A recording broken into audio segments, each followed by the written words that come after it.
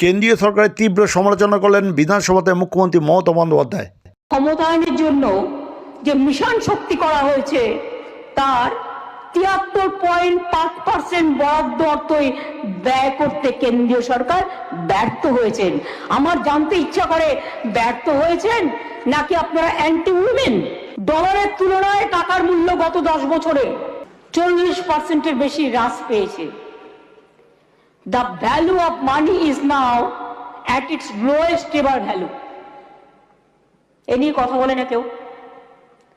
There has been an intentional disregard to cooperative fiscal federalism in the country. আমাদের মতো রাজ্যগুলোকে টাকা দেওয়া বন্ধ করে দিয়েছে।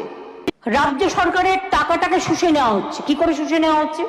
ট্যাক্সের বদলে শেষ আর সারচার্জ বসানো কেন্দ্রের রাজ্য বিরোধী নীতির আরেকটা জ্বলজ্যান্ত উদাহরণ।